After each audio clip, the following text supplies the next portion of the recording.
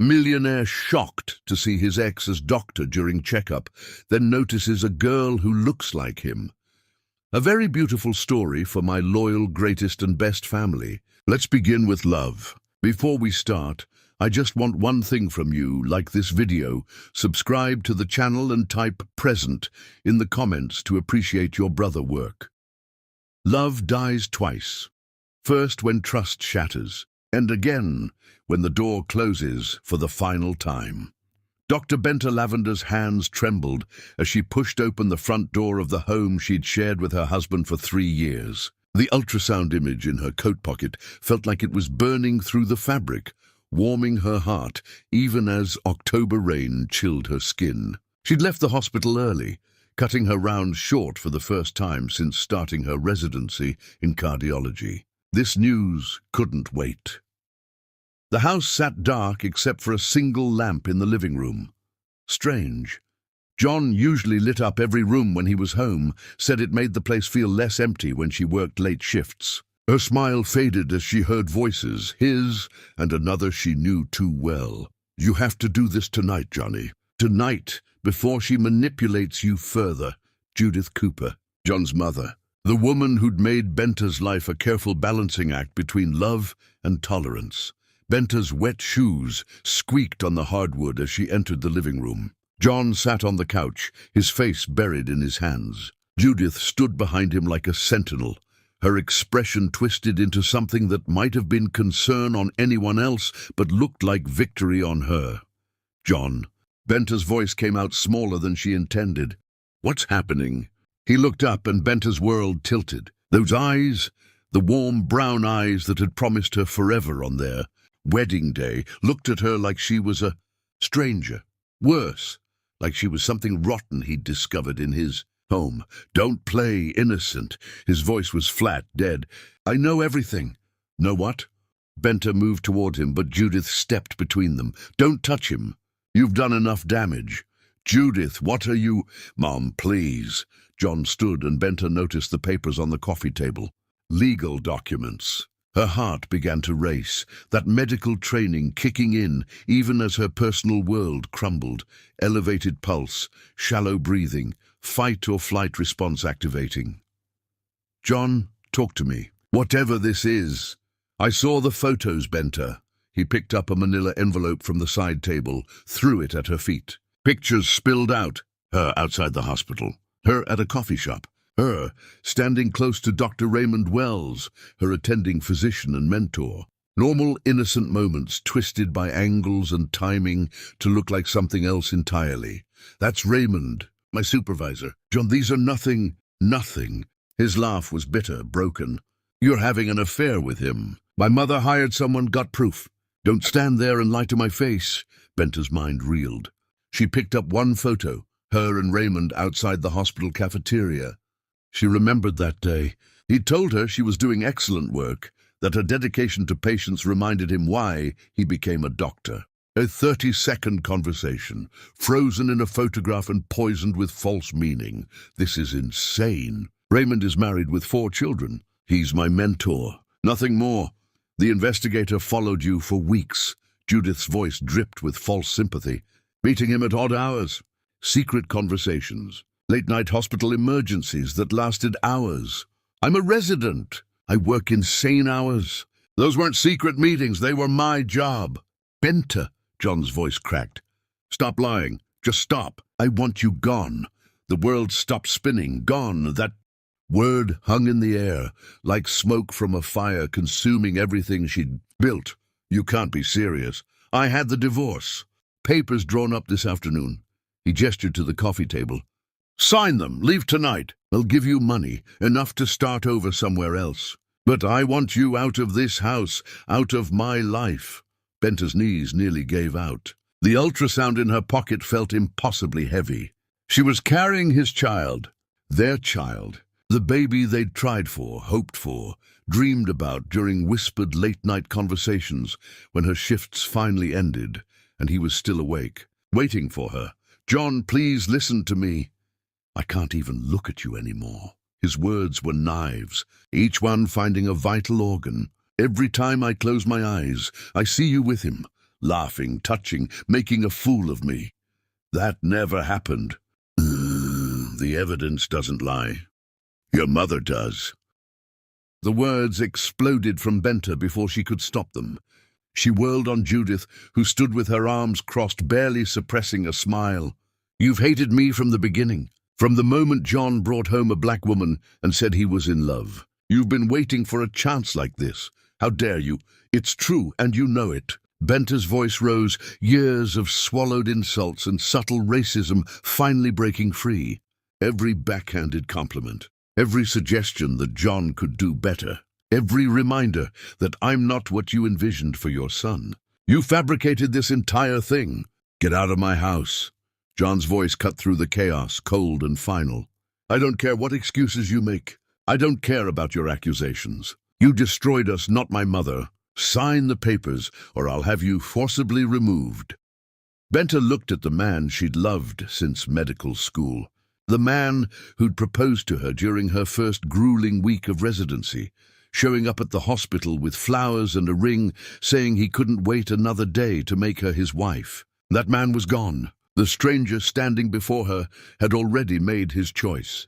Her hand moved to her pocket, fingers brushing the ultrasound image. Tell him about the baby. Tell him he's going to be a father. But something stopped her. Maybe it was the disgust in his eyes. Maybe it was Judith's triumphant expression.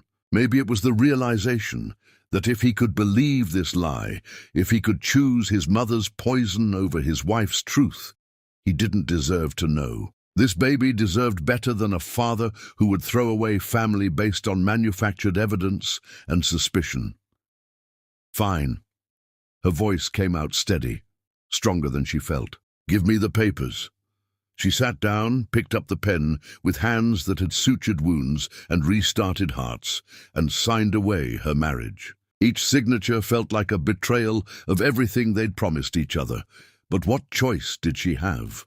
He'd already left her. This was just paperwork. I'll be gone by morning. She stood, dropping the pen on the table. But John, he wouldn't look at her.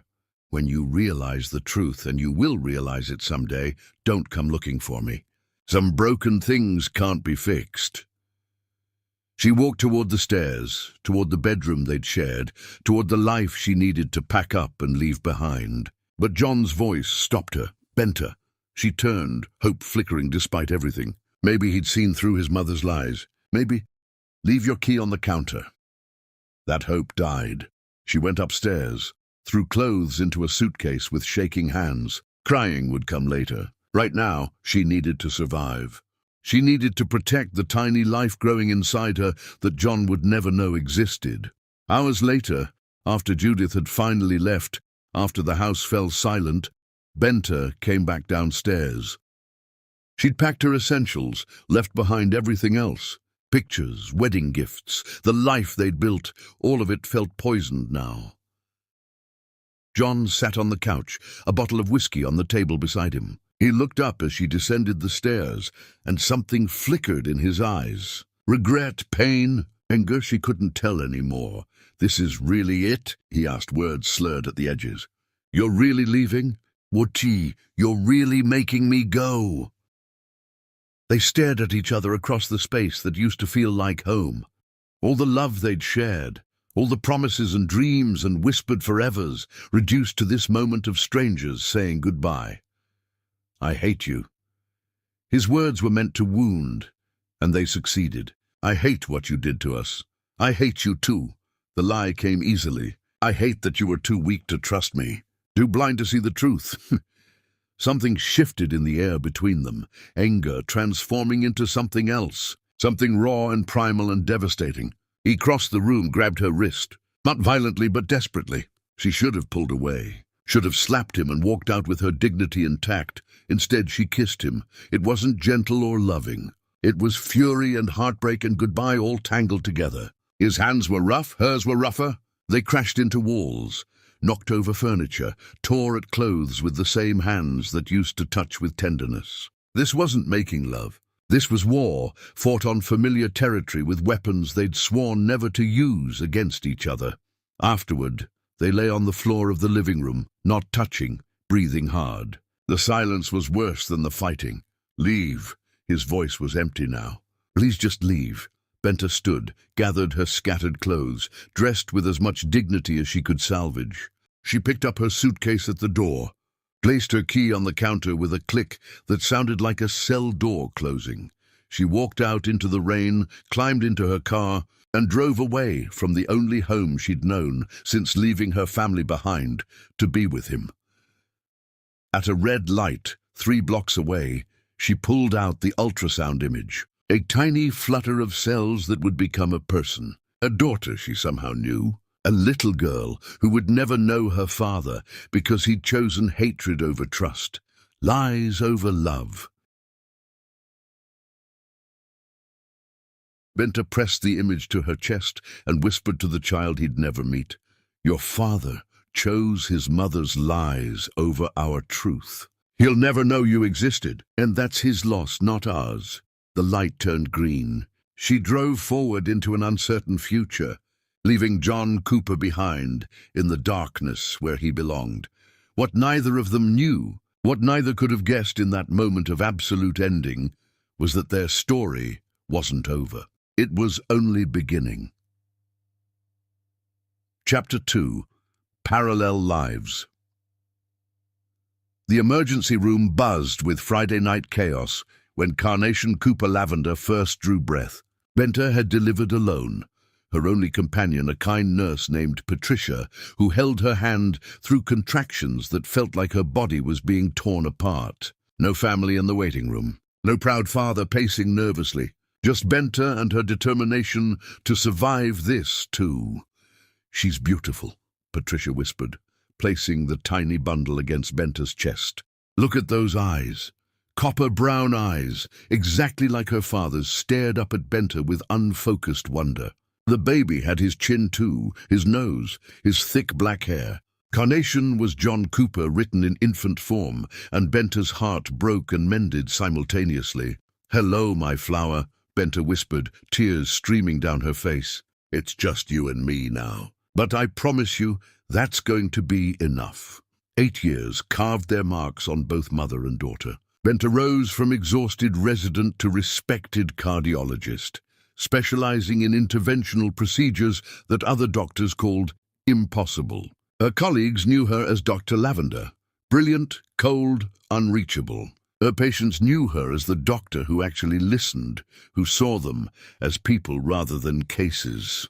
The contradiction suited her fine. Walls kept the world at a safe distance. Carnation grew like a wildflower, beautiful and resilient. She inherited her mother's stubborn streak and her father's analytical mind, a dangerous combination that led to questions Benta wasn't always ready to answer.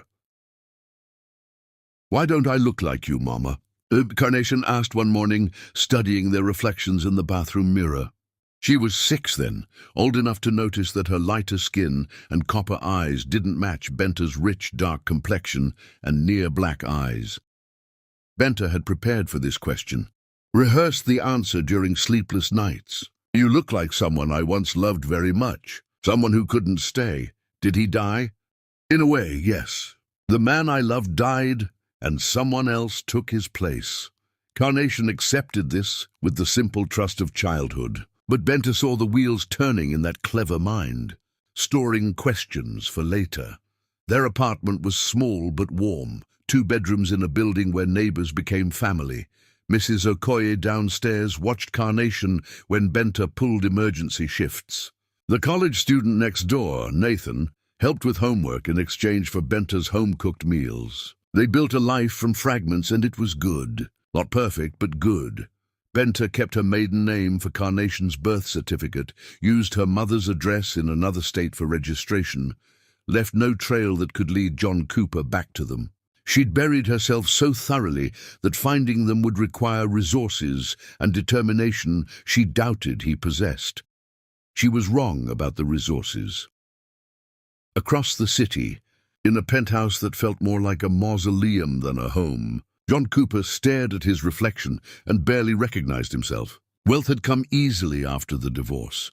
Investments that multiplied, opportunities that materialized, success that meant nothing without someone to share it with. His bank account grew while his soul shrank. He hadn't remarried, hadn't even seriously dated. Every woman he met felt like a poor copy of the one he'd destroyed. His mother had lived another 2 years after the divorce, years he'd spent trying to be the good son she'd always demanded. But something had broken between them that night. He'd seen her smile as Benta signed those papers, a satisfaction that seemed excessive even for a protective mother. The seed of doubt planted itself deep. When Judith Cooper died of a stroke, John found himself at her bedside in the hospital. She'd already been gone for minutes when he arrived. But the nurses told him she'd been agitated at the end, trying to say something important. Going through her papers afterward, settling her affairs, he found the file. Hidden in her home office, tucked behind photo albums, the investigator's real report. Not the fabricated evidence she'd shown him, but the truth. No evidence of infidelial activity. Dr. Lavender maintains strictly professional relationships with all colleagues, including Dr. Raymond Wells. Subject appears devoted to husband, despite mother-in-law's assertions. Recommend closing investigation as no wrongdoing found. Below that, a receipt. Payment for a second photographer, one who specialized in creative documentation for legal purposes. A nice way of saying he staged photos for money. John's hands shook so violently the papers scattered across his mother's desk. She'd paid someone to fake evidence. She'd manufactured the entire affair from whole cloth. She'd destroyed his marriage with lies, and he'd been too blind, too eager to believe the worst, to question her. The following months blurred together. Private investigators searched for Benta but found nothing. She'd disappeared completely, changed her information, left no digital footprint. John stopped eating properly, stopped sleeping through the night. His friends grew concerned. His business partners suggested therapy. He couldn't tell them the truth, that he'd destroyed the only real thing in his life because he'd been too weak to trust his own wife over his mother's poison. He kept Benta's wedding ring in his pocket, a constant reminder of his failure. Sometimes he took it out during meetings, turned it over in his fingers, wondered if she ever thought about him. Probably not. Probably she'd moved on, found someone worthy of her, built the life he'd denied her. The thought of Benta with another man made him physically ill, but he had no right to those feelings. He'd given up that right when he handed her divorce papers and watched her walk away into the rain. What John didn't know, what he couldn't know, was that Benta thought about him every single day, not with longing, but with anger that had calcified into something harder over time. Every time Carnation asked about her father, every time those copper eyes looked up at her with John's expressions, Benta remembered. And remembering kept her strong, kept her walls high, kept her from ever being vulnerable again. "Mama, can I ask you something?" Carnation was 7 now, sitting at their kitchen table doing homework while Benta prepared dinner. "Always, Flower. Why do I have 2 last names?" Benta paused mid-chop. "Cooper Lavender, one from each of your parents. But you only use Lavender now. I changed mine back after the divorce." "What's divorce?" There it was. The question Benta had dreaded and anticipated in equal measure. She sat down across from her daughter, wiping her hands on a towel. "It's when 2 people who were married decide they can't be married anymore. They stop being a family. Did my father want to stop being a family with us?" "He didn't know about you, baby." "I left before I could tell him." "Why?" "How do you explain betrayal to a child? How do you describe the moment when love turns to ash in your mouth? Because sometimes people show you who they really are and you have to believe them. Your father chose to believe lies about me instead of trusting me. That told me everything I needed to know about who he was." Carnation processed this with her usual seriousness. "What if he changed?" People don't change that much, Carnation. But caterpillars become butterflies. You told me that's called metamorphosis." Benta couldn't help but smile, despite the ache in her chest. "You're too smart for your own good. I got it from somewhere." Carnation grinned, then grew serious again. "Do you think he ever wonders about you?" "Every day," Benta thought. If there's any justice in the world, he wonders every single day what he threw away. I don't know, Flower. And honestly, I don't care anymore. We have each other, and that's what matters. It was a lie, but a necessary one. Benta cared. She cared enough that it still hurt, which made her angrier at herself than at John. She should have moved past this by now. Should have built a new life where he was just a footnote, a mistake from her past. Instead, he haunted every corner of her present. That night, after Carnation fell asleep, Benta stood in her bedroom and pulled out the box she kept hidden in her closet. Inside, the ultrasound from that awful night, her wedding ring, a single photo of her and John from their honeymoon. She'd kept them not out of sentiment but as evidence, proof that she'd once been foolish enough to believe in forever. She studied John's face in the photograph. He looked young, happy, unburdened. The man who'd thrown her out of their home was a different person, twisted by his mother's manipulation and his own weakness. "I hope you're miserable," she whispered to the photo. "I hope you wake up every day and remember what you did. I hope it eats you alive." But even as she said it, part of her wondered if he even thought about her anymore. Maybe he'd moved on easily, found someone else, built a new family with a woman his mother would have approved of. Maybe their marriage meant so little that forgetting her had been simple. That thought hurt worse than the betrayal itself. Benta put the box away, climbed into bed, and stared at the ceiling until sleep finally claimed her. In her dreams, she was back in that living room, signing divorce papers while her heart shattered. But this time, when she stood to leave, she turned back and told him about the baby. In her dreams, he believed her, begged her to stay, chose her over his mother. She always woke up angry at herself for even dreaming of that possibility. Across the city, John lay awake in his empty penthouse, staring at Benta's wedding ring in his palm. He'd worn a groove in the gold from constant handling, a physical reminder of his failure. Tomorrow, he had an appointment at Memorial Hospital for the chest pains that had been plaguing him for months. Stress-related, probably. Karma, definitely. His doctor had referred him to a cardiologist for a full workup, someone supposedly brilliant with complex cases. He didn't know the doctor's name. Didn't care. Nothing mattered anymore except the hope that maybe, somehow, someday, he'd find Benta and have the chance to beg for her forgiveness. What he didn't know was that tomorrow would bring him face to face with everything he'd lost. And standing beside her would be the daughter he never knew existed. A little girl with his eyes and his mother's name on her birth certificate. A daily reminder to Benta of the man who chose wrong.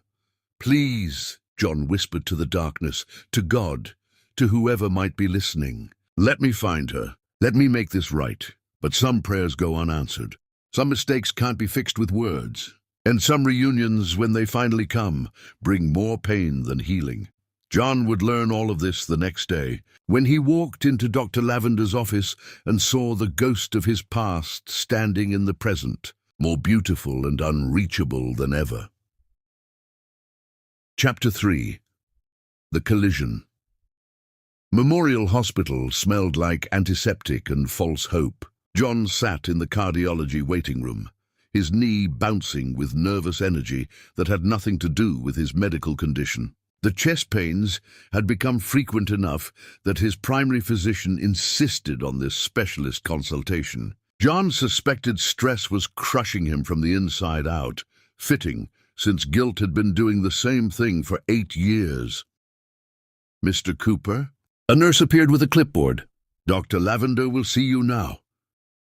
John followed her down a hallway lined with paintings of hearts, anatomical, abstract, symbolic. They stopped at a door with a nameplate that read, "Dr. B. Lavender, Interventional Cardiology." Something about that initial nagged at his brain, but he couldn't place why. "Just through here. The doctor will be with you in a moment."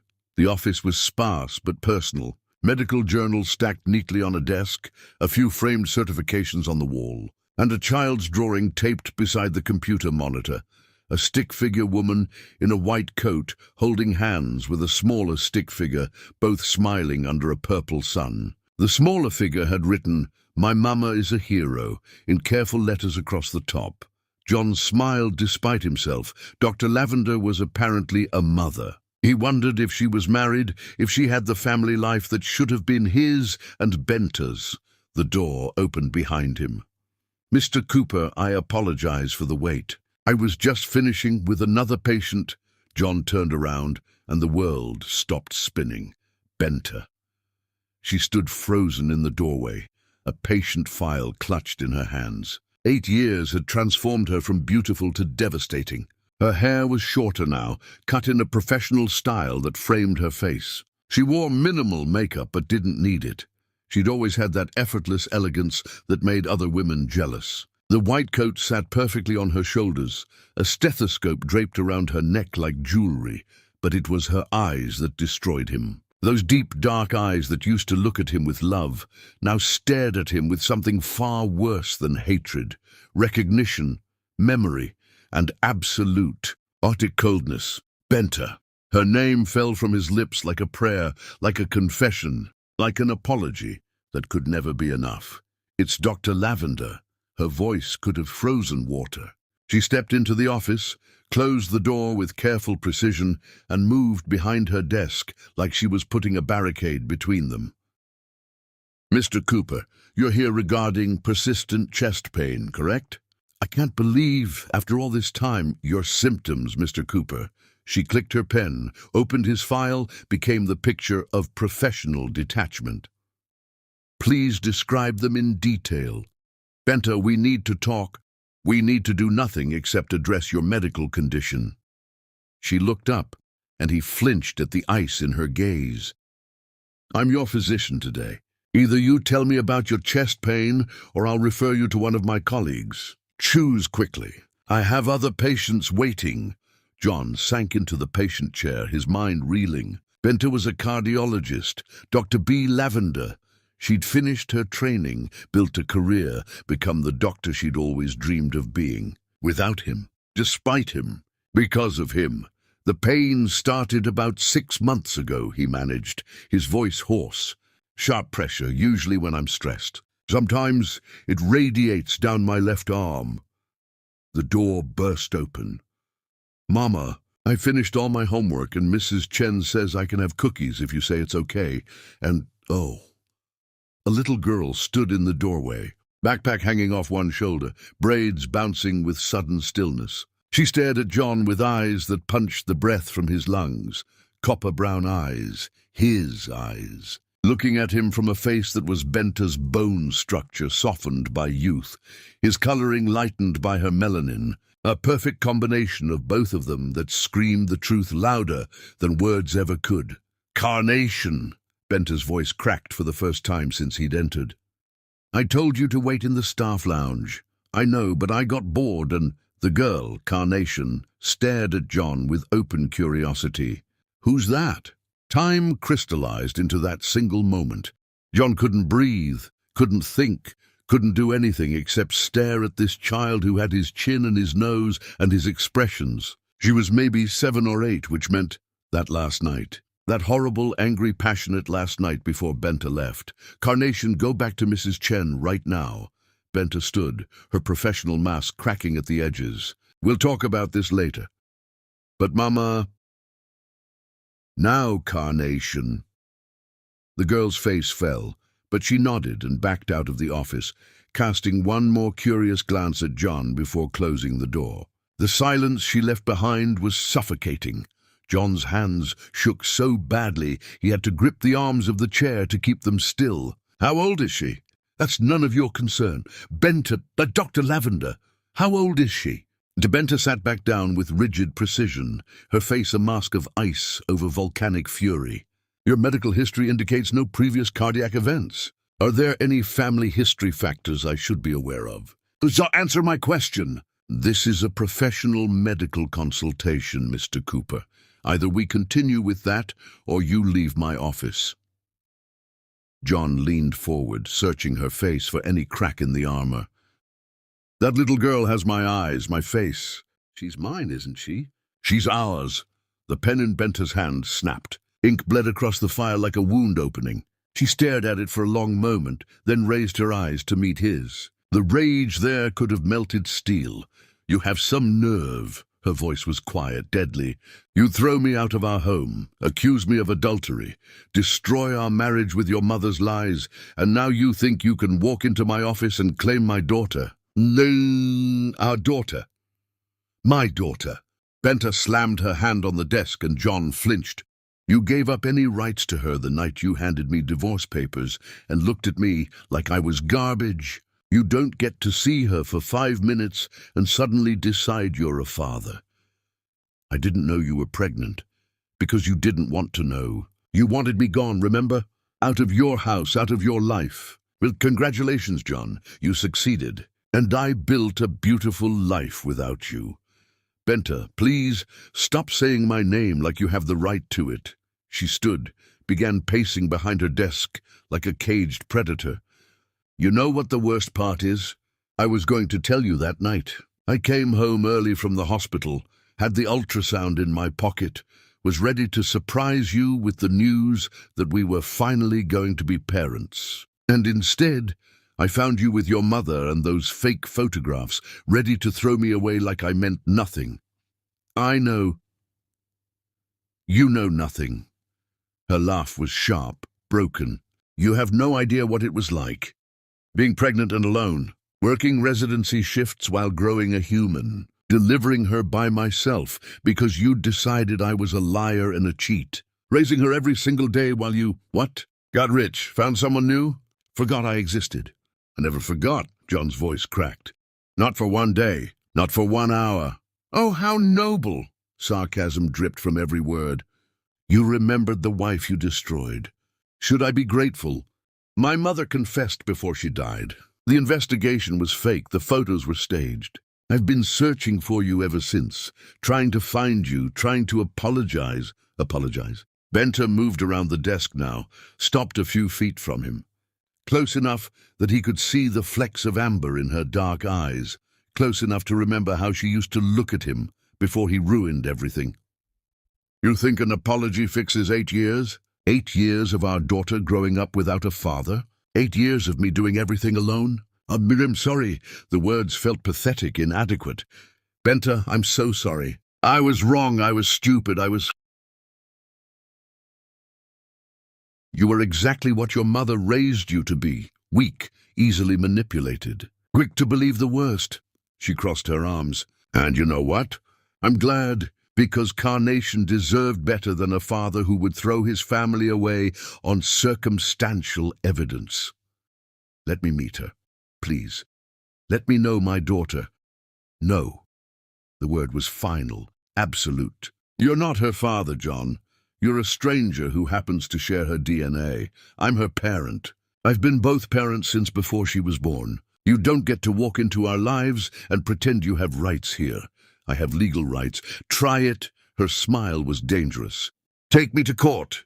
Explain to a judge how you divorced your pregnant wife, never bothered to check if she might be carrying your child, and then vanished for 8 years. I have documentation, medical records, proof that I tried to reach out after she was born and you'd changed your number. Let's see how that plays out for you." It was a lie. She'd never tried to reach him, but John didn't know that. The bluff worked. He sagged back in his chair, defeated. "I've spent 8 years looking for you," he said quietly. 8 years trying to make this right. Some things can't be made right. They're just broken forever." Benta moved back behind her desk, the professional mask sliding back into place. "Now, Mr. Cooper, I'm referring you to Dr. Phillips down the hall for your cardiac consultation. I can't treat you in good conscience given our personal history." "Benta, this consultation is over." She picked up her phone, dialed an extension. "Yes, this is Dr. Lavender. I need a patient transfer to Dr. Phillips, stat. Personal conflict of interest." She hung up. "Someone will escort you out." John stood on shaking legs. This couldn't be it. He'd found her, found their daughter, and she was sending him away like he was nothing. Like he meant nothing. "I'm not giving up." The words came from somewhere deep, some place that refused to accept defeat. "I lost you once because I was blind. I'm not losing you again. You already lost us, John. 8 years ago. You just didn't know it until now. The door opened. A nurse appeared to escort him out. John moved toward the exit but turned back one last time. Benta stood framed by the window, sunlight making her seem almost ethereal, untouchable. I loved you, he said. I never stopped. Love isn't enough when trust is gone. She turned away from him, dismissing him as completely as he'd once dismissed her. Goodbye, Mr. Cooper. I hope Dr. Phillips can help with your heart condition. But I'm not a miracle worker. Some broken hearts can't be healed. The door closed between them with a soft click that sounded like a cell door locking. John stood in the hallway, his mind spinning. He had a daughter, Carnation. She was beautiful and bright and everything he'd ever wanted. And she had no idea who he was. Somewhere in this building, his little girl was doing homework, eating cookies, living a life that didn't include him, had never included him, might never include him, but he'd seen her, looked into eyes that were mirror images of his own. That changed everything. He couldn't walk away now, even if Benta wanted him to, even if he deserved to be shut out of their lives forever. He found his way back to the waiting room, sank into a chair, and tried to process the earthquake that had just destroyed and rebuilt his world simultaneously. A child. He had a child. A daughter who looked at him like he was a stranger, because that's exactly what he was. His phone buzzed. A text from an unknown number. Stay away from us. I mean it. Don't make me get a restraining order. John stared at the message, then at the door that led back to the cardiology wing. Behind it somewhere was Benta and Carnation, his former wife and the daughter he'd never met. His family, or what should have been his family if he hadn't been too stupid and broken to deserve them. He typed back, I can't. I'm sorry. I can't walk away this time. The reply came seconds later. Then you'll regret it. I promise you that. I've learned how to fight, John, and I'll fight you with everything I have to protect her from disappointment. John closed his eyes, letting the reality sink in. Benta hated him. She had every right to, but she'd also given him the greatest gift he'd never known he had, a daughter. And that daughter had his eyes, which meant part of him lived in her, whether Benta wanted it to or not. He stood up, walked to the hospital exit, and stepped out into autumn sunshine that felt too bright for the darkness churning in his chest. Somewhere behind him, in a doctor's office decorated with a child's drawing, Benta Lavender stood with her hand pressed to her mouth, tears finally streaming down her face. Seeing John again had ripped open every wound she'd thought had scarred over. And watching him see Carnation, watching the realization hit him, had been both satisfying and devastating. He knew now. The secret she'd carried for 8 years was out, and she had no idea what came next, except that it would be painful. Everything with John had always been painful. Mama. Carnation's voice at the door made Benta wipe her eyes quickly. Yes, Flower? Daisies. That man. Why did he stare at me like that? Benta knelt down, pulled her daughter into a tight hug, breathed in the scent of her shampoo and innocence. Some people see ghosts in other people's faces. What does that mean? It means you remind him of someone he used to know. Oh! Carnation pulled back, studied her mother's face with those 2 knowing eyes. Were you crying? No, baby, just tired. It was a long day. Can we get pizza for dinner? Anything you want. As Carnation ran ahead toward the exit, Benta followed slowly, her mind already spinning with contingency plans. Restraining orders, custody lawyers, protective measures. She'd built a fortress around them for 8 years. She wouldn't let John Cooper tear down those walls just because he'd suddenly developed a conscience. But deep down, in a place she refused to acknowledge, a traitorous part of her wondered, what if he had changed? What if his remorse was real? Then she remembered his face when he'd accused her of adultery, his voice when he'd told her to leave, his choice to believe lies over love. No, people didn't change that fundamentally, and even if they did, it was too late. The damage was permanent. John Cooper could spend the rest of his life regretting what he'd done. That was the only justice Benta needed. Chapter 4. The Reckoning Begins. John sat in his car across from Memorial Hospital for 3 hours, watching the staff entrance like a man possessed. Every rational thought had evaporated the moment he'd looked into his daughter's eyes. Carnation. Even her name was beautiful, unusual and perfect. He did the math 8 years ago. That last night, he vomited in the bushes.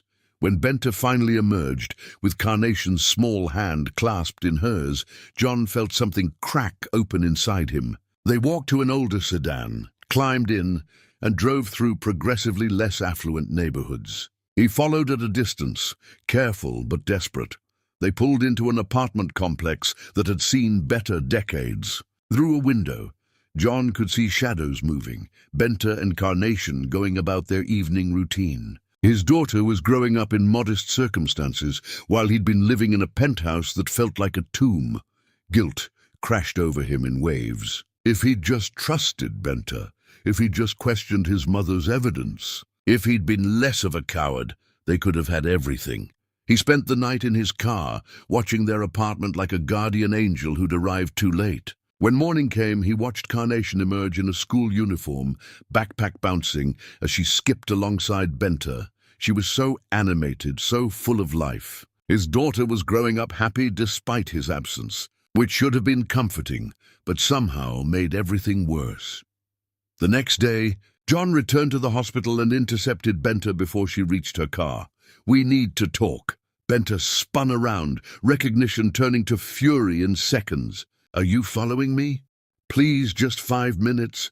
"No." She pulled out her phone. "I told you to stay away. I will call the police right now if you don't leave. I just want to understand. Please, Benta, help me understand how this happened." "How it happened?" Her laugh was bitter.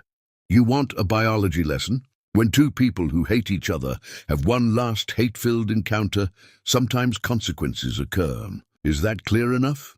"I meant, why didn't you tell me?" "Tell you?" She stepped closer, jabbing a finger at his chest. "Tell the man who just called me a lying cheat? Tell the husband who threw me out at his mother's demand? Tell the person who looked at me with such disgust that I wanted to die? Why exactly should I have told you anything?" "Oh, because it was my child too." "No." The word cracked like a whip. "She was a cluster of cells when you ended us. She became a child when I went through hell alone to bring her into this world. You didn't earn anything except the right to be forgotten. I would have stayed if I'd known, stayed out of obligation." Benta's eyes blazed. "Stayed while resenting us both? No, thank you. Carnation deserved better than a father who stayed out of guilt. My mother confessed before she died. She paid someone to stage those photos. There was never any affair. I've been searching for you ever since." "Oh, how noble," she clapped mockingly. "You figured out you destroyed an innocent woman and thought an apology would fix it." "I rebuilt my entire life from nothing, John, nothing. I was pregnant, divorced, and alone. Do you know how many apartments wouldn't rent to me because I was a single mother? How many people assumed I was some tragic statistic? Dade." Tears streamed down her face now, years of suppressed pain finally erupting. "Do you know what the worst part was?" Her voice cracked. "I loved you so much that even after everything, I still hoped you'd realize your mistake. I was pathetic enough to hope for that for months, while my belly grew with your child. I tried to find you. Not hard enough. If you'd really wanted to find me, you would have. And you know why I succeeded? Because you didn't actually try that hard. Because some part of you was relieved I was gone. The accusation hit home because it was partially true. Only later, when the truth emerged, had genuine regret set in." "You're right," he admitted quietly. "I didn't try hard enough at first. But after my mother confessed, I spent every resource I had trying to find you. I didn't want to be found." Benta wiped her face roughly. "Better to let her think you were just gone than to risk you disappointing her the way you disappointed me. Let me prove I've changed." "No." She pulled her car keys from her pocket. "She's happy, well-adjusted, loved. I won't let you disrupt that because you need to assuage your conscience." She got in her car and drove away. leaving John standing in the parking lot with the weight of 8 years crushing down on him. His phone buzzed. An email from the private investigator he'd hired years ago. The subject line read, "You might want to see this." Inside was a link to Carnation's school website, a class photo. His daughter smiling at the camera, missing a front tooth, eyes full of joy. Below the link, a message. "Found this while doing unrelated research. Thought you'd want to know. Hawthorne Elementary." John stared at the photo. He knew where she went to school. He shouldn't use that information. Shouldn't go anywhere near her school. But instead, he saved the email and put Hawthorne Elementary's address into his GPS. Some mistakes compound themselves. Some bad decisions lead to worse ones. And sometimes, a man who's already lost everything convinces himself he has nothing left to lose. Chapter 5. The Siege. Carnation noticed the crying man first. She was 7 years old and observant. The man appeared outside her school for 3 days, standing across the street beneath the oak tree, watching but never approaching. She had a nice face when he wasn't crying. "Mama, there's a man who watches us," she mentioned casually while they walked to the car after school. Benta's entire body went rigid. "What man, Flower?" "But the one under the tree. See? He's there again." Benta turned, and even from across the street, John felt her fury like a physical blow. She grabbed Carnation's hand and dragged her to their car. "Stay away from us," she shouted, loud enough that other parents turned to stare. "I will call the police."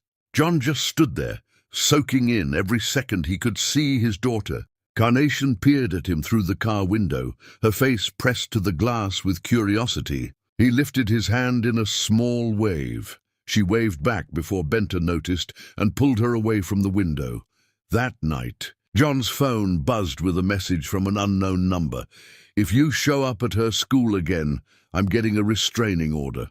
This is your only warning." He should have listened. Instead, he showed up the next day, and the day after that. He'd sit in his car down the street, watching their windows light up as evening fell. Sometimes he'd see Carnation's silhouette as she moved past the curtains. Once he saw her dancing to music he couldn't hear, spinning in circles with her arms out like a bird. His daughter loved to dance. He stored that information away like treasure. On the 5th day, Benta came out alone after Carnation was presumably in bed. She marched straight to his car and pounded on the window until he rolled it down. "This ends now."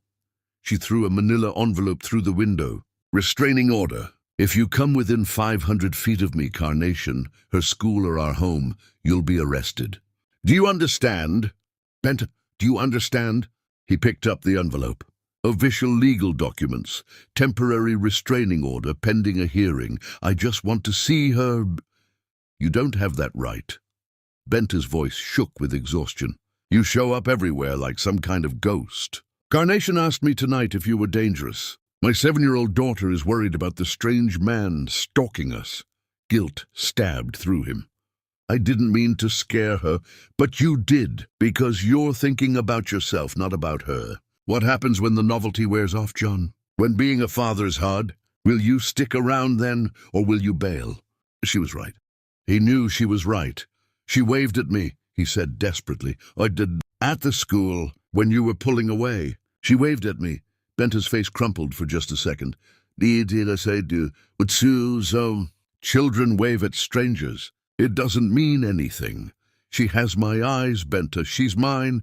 She's mine." Benta's control shattered. "I carried her, I birthed her, I raised her." "You're just DNA, John. Being there makes you a father. And you weren't there." "Because I didn't know." "Because you didn't want to know." She stepped closer, her voice dropping to something dangerous. "You looked at me like I was nothing. Like 3 years of marriage meant nothing. I walked away and promised myself my baby would never know what it felt like to be unwanted. I would have wanted her." "You didn't want me. Why would you want a child you thought was conceived through adultery?"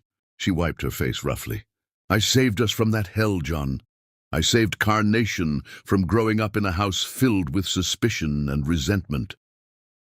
She turned and walked away. And this time John didn't follow. That night, John hired a lawyer specializing in family law. The lawyer listened to his story with increasing concern. "Mr. Cooper, I'll be blunt. You have almost no case. You abandoned your daughter. Dr. Lavender has documentation proving she's been the sole provider and caregiver. Any judge would side with her. What if I fight anyway? Then you'll spend tens of thousands on legal fees, traumatize your daughter, and ultimately lose." John left the office feeling hollowed out. Every path forward was blocked. That afternoon, he violated the restraining order again. He stood in the parking lot exit of Memorial Hospital, forcing Benta's car to stop. "I hired a lawyer. She told me I have no rights, no way to force you to let me see Carnation," he said, moving closer but not threatening. "My only option is convincing you voluntarily. So I'm asking, please let me know my daughter." "No." "Why?" "Give me one reason. I don't need a reason beyond protecting my child." A car honked behind them. Benta put her car in gear, ready to drive around him. John played his last card. "I love her," he said simply. "I don't even know her, but I love her. It's all I have to offer." Benta stared at him, and for the first time since they'd reunited, her mask completely fell away. Beneath the anger and the ice, he saw the woman he'd married looking at him now with pity. "Love isn't enough when trust is broken," she said quietly. "You didn't love me enough to trust me, so your love isn't worth what you think it is." She drove around him, leaving him standing in the parking lot as cars honked and drivers cursed. That night, John made a decision. He couldn't force his way into their lives. All he could do was prove, through consistent action over time, that he'd changed. So he set up a trust fund in Carnation's name, money she could access at 18, whether he was in her life or not. He wrote a letter explaining everything and gave it to his lawyer with instructions to deliver it to Benta only if something happened to him. And then he did the hardest thing he'd ever done. He stayed away. No more stalking, no more following. He respected the restraining order completely, painfully, with every fiber of his being screaming to break it. But he didn't disappear entirely. Every week, he sent a single rose to Benta's office at the hospital. No note, no demands, just a rose. The first rose she threw in the trash. So did the second, third, and fourth. But the fifth one she put in a vase on her desk. Not because she'd forgiven him, just because the flower was beautiful. And sometimes, when her shift ended, she'd glance at the oak tree across from Carnation's school where John used to stand. He wasn't there anymore. The spot was empty, exactly as she'd demanded. She told herself she was relieved. But late at night, when Carnation was asleep and the apartment was quiet, Benta would look at the rose on her desk and wonder if some broken things deserved a chance to heal. Chapter 6. The Daughter's Eyes. Carnation was too smart for her own good. Benta had known this since her daughter was 3 and started asking questions that most children wouldn't think of for years. It was John's analytical mind, combined with Benta's stubborn refusal to accept simple answers, a dangerous combination wrapped in a 7-year-old package. Which was why, when Carnation's teacher, Mrs. Holloway, called requesting a parent conference, Benta's stomach dropped. "Is she in trouble?" Benta asked, squeezing the phone between her shoulder and ear while reviewing patient charts. "Not exactly, but we need to discuss a recent assignment." Mrs. Holloway's tone was careful. "Can you come by after school today?" 3 hours later, Benta sat in a child-sized chair across from Mrs. Holloway's desk, feeling like she was the one in trouble. The teacher slid a piece of paper across the desk, an essay titled "The Mystery of My Missing Father," written in Carnation's neat handwriting. Benta's blood ran cold as she read, "Everyone in my class has a father except me. Some fathers live with them, some live far away, but everyone knows who their father is, except me. My mama says my father wasn't strong enough to stay, but I don't think that's the whole truth. Adults always give half-truths when they think kids can't handle real answers. I've been noticing things. There was a man who used to watch us outside my school. He stopped coming after Mama yelled at him, but I remember his face. He had eyes like mine, the exact same color, like pennies in the sun. Nobody else has eyes like mine except him. I asked Mama why we have two last names, and she said one from each parent. Cooper Lavender. So my father's name is probably Cooper. I googled Cooper with our city and found lots of people, but one had eyes like mine in his photo. John Cooper. He looks sad in pictures. I think the man watching us was my father. I think Mama is protecting me from something, but I don't know what. Maybe he did something bad. Maybe he hurt her. But if he's sorry now, shouldn't that matter? Mama always tells me everyone deserves a chance to apologize and change. I want to know who my father is. I want to know if he thinks about me. I want to know if I got my eyes from him or if it's just a coincidence. I want to know why he left and if he misses me. Mrs. Holloway says this is an exploratory narrative assignment where we practice asking questions. My question is, does knowing the truth always make things better? Or are some truths better left alone? Benta's hands trembled as she set down the paper. Her brilliant, observant daughter had pieced together the mystery Benta had tried so hard to hide. She's very bright, Mrs. Holloway said gently, and clearly processing some complex emotions. I thought you should know before she starts researching further on her own. Thank you, Benta's voice came out hollow. I'll talk to her.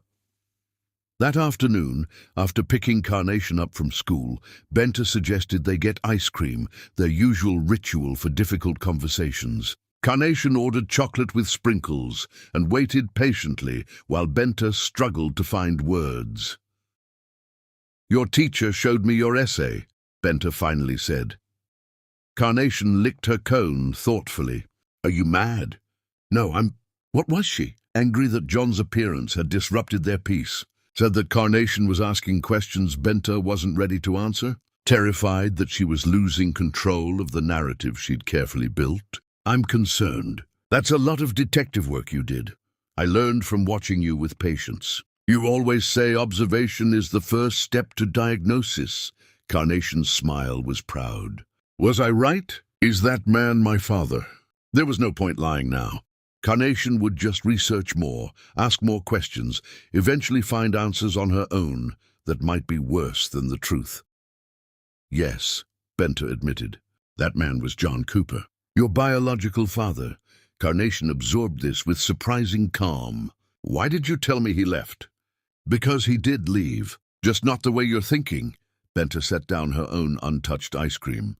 We need to have a very grown-up conversation, Flower. Are you ready for that? I'm always ready for truth, Mama. You taught me that. So Benta told her.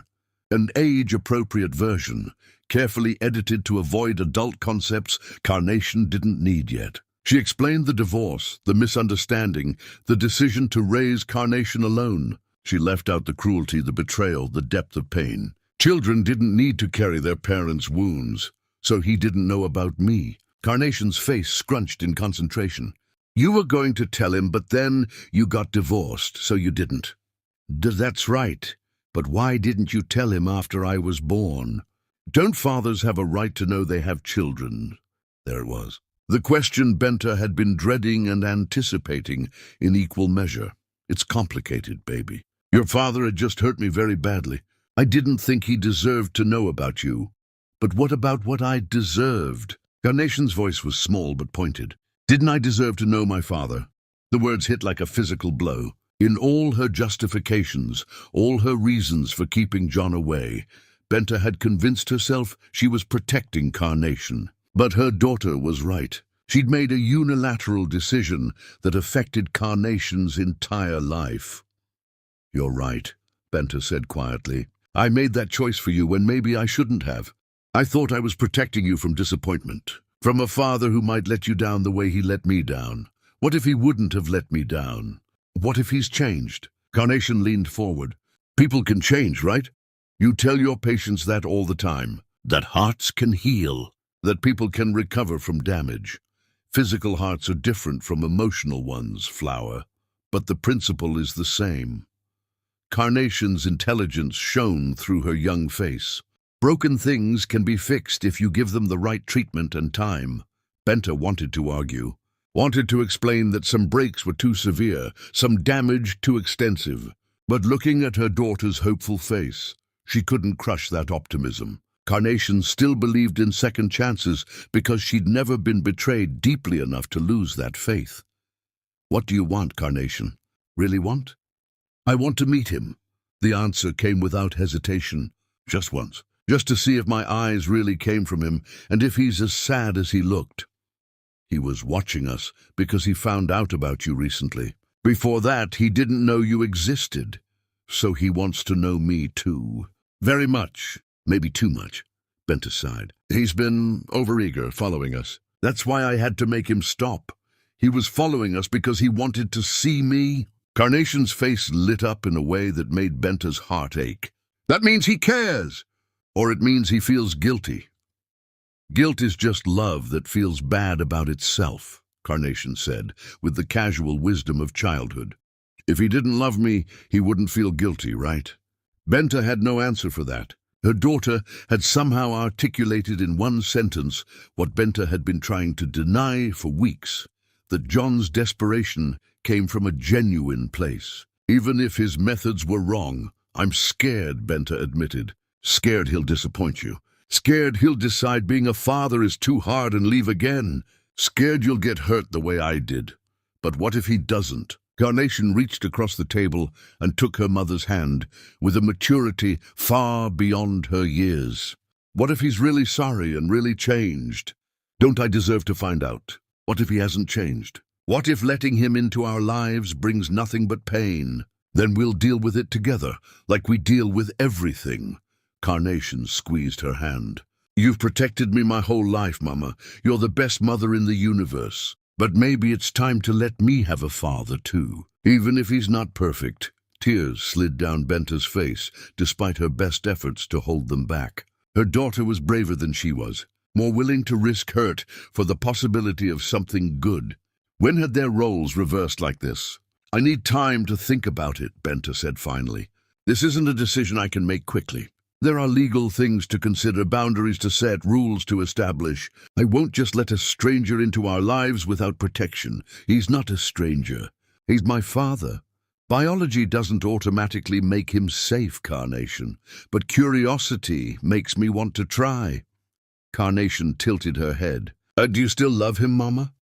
The question caught Benta completely off guard. "What? No, of course not. Then why do you still get so mad when you talk about him?" "My teacher says we only get really angry at people we once really loved.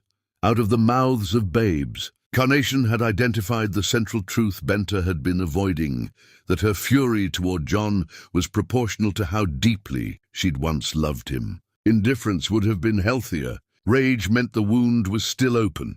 "I used to love him very much," Benta admitted. "But that love died when he chose not to trust me. Can dead things come back to life? Not in real life, Flower. What about in metaphors?" "You use metaphors all the time," Carnation grinned. "You say hearts that stop can be restarted. Maybe love that dies can be restarted too. I don't think that's how it works. Have you tried?" No, she hadn't. She'd built walls and cultivated anger and convinced herself that protection was better than vulnerability. But Carnation was asking her to reconsider, to at least explore the possibility that forgiveness might be healthier than perpetual rage. "I'll think about it," Benta said, "about letting him meet you under strict supervision. But I'm not promising anything about me and him. That part is dead and buried, Flower. Even if I let him be your father, he'll never be my husband again. That's okay. One parent is better than none." Carnation's smile was pure sunshine. "Thank you, Mama, for considering it. For being brave enough to maybe give him a chance."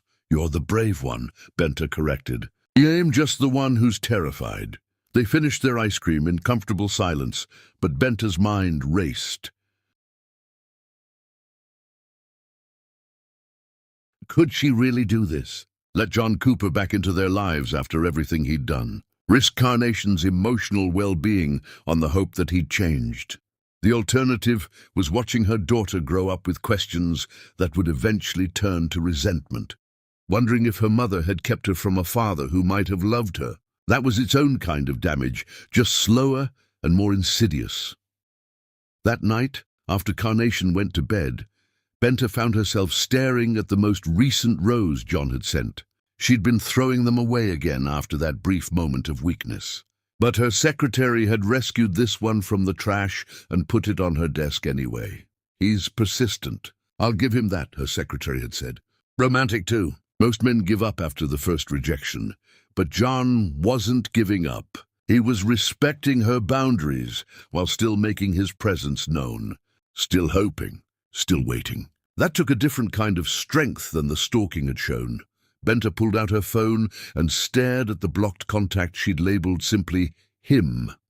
Her finger hovered over the unblock button. One tap and she could send him a message. Start a conversation that might lead to supervised visits. Give Carnation what she wanted, but what did Benta want? That was the question she'd been avoiding. Did she want John back in her life for Carnation's sake? Or was there a part of her, buried deep beneath the anger and pain, that wanted him back for her own sake too? The thought terrified her more than anything else. She put the phone down without unblocking him. Tomorrow, maybe, or next week, or never. The decision felt too big, too permanent, too fraught with possibilities both beautiful and devastating. In his penthouse across town, John stared at his phone, willing it to ring, willing Benta to reach out, to give him even the smallest opening. He'd kept his promise. No stalking, no violations, no desperation. Just weekly roses and infinite patience. It was killing him slowly. But if patience was what Benta needed, he'd give her that. He'd give her anything if it meant even the slightest possibility of knowing his daughter. He pulled out the photo he'd saved from Carnation's school website. Her gap-toothed smile stared back at him, full of life and joy that existed entirely separate from him. She didn't need him. She had Benta, and Benta was clearly an excellent mother. But maybe, just maybe, Carnation wanted him. And maybe that was enough of a reason to keep hoping. His phone stayed silent that night, and the next night, and the night after that. But 2 weeks later, just when John had started to lose the last shreds of hope, his phone buzzed with a message from an unknown number. "We need to talk. Not about us. About Carnation. She wants to meet you. I have conditions." John stared at those words until they blurred with tears. His hands shook as he typed back, "Anything. Any conditions you want." "Thank you." The response came quickly. "Don't thank me yet. This isn't forgiveness. This is me doing what's best for my daughter." Remember that. He would. He'd remember every boundary, respect every rule, accept every limitation. Because Benta was giving him something he'd thought was lost forever. A chance. Just a chance. But chances were all anyone ever needed to begin rebuilding what they'd destroyed. Chapter 7. The Breaking Point. The coffee shop Benta chose was deliberately neutral, a chain location halfway between her apartment and John's side of town. Public enough that nothing inappropriate could happen, private enough for a conversation that would inevitably get emotional.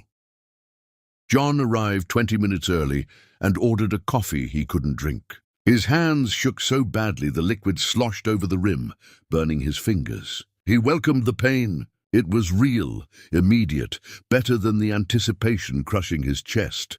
Benta walked in exactly on time, her posture military straight, face set in the professional mask he'd seen in her office. She sat across from him without preamble, placing a folder on the table between them.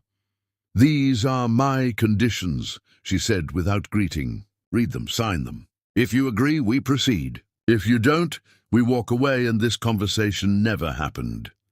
John opened the folder. Inside was a typed list. "All visits with Carnation will be supervised by me for a minimum of 6 months. 2.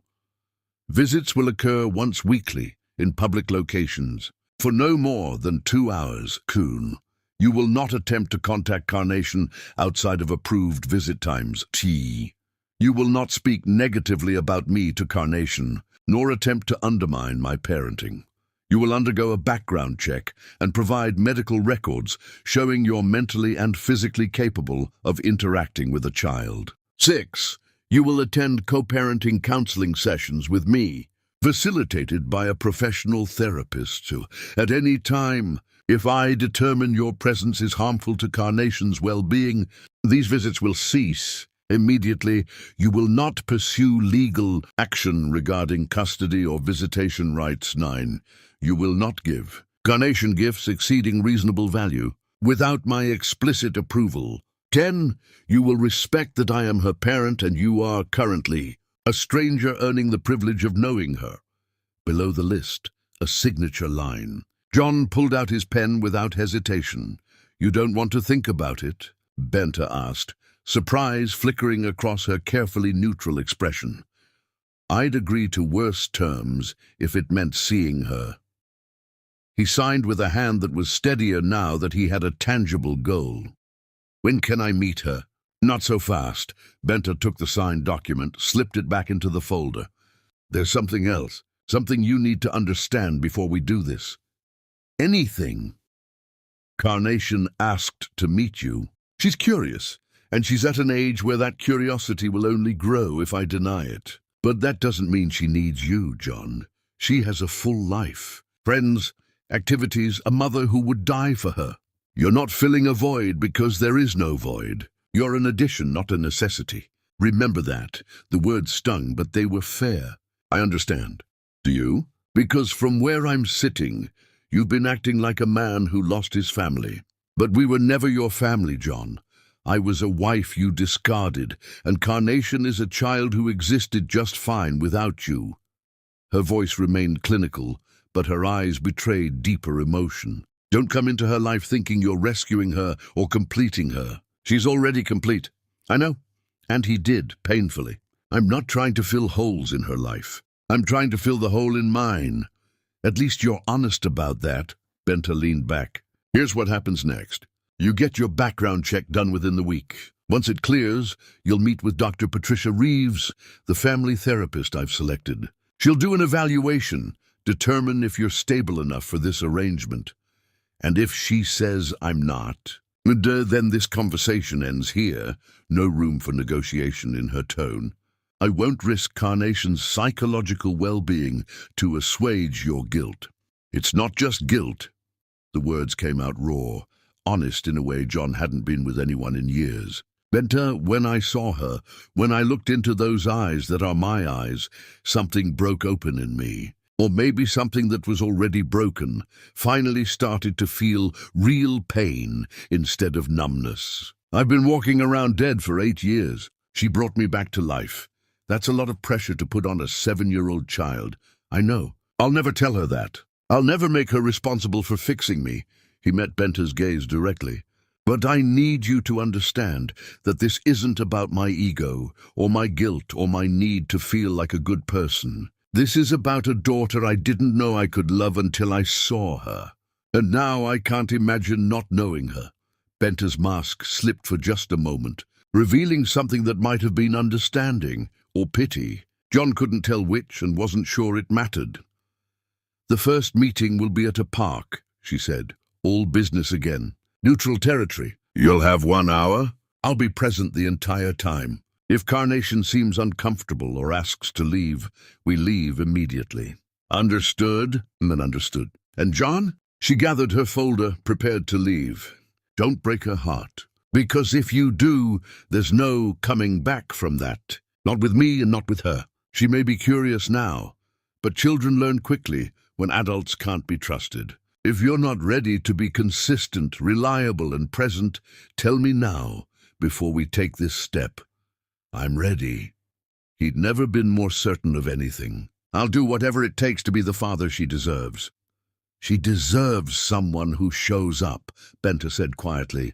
Not someone who promises the moon and delivers disappointment. Can you be that person? Could he?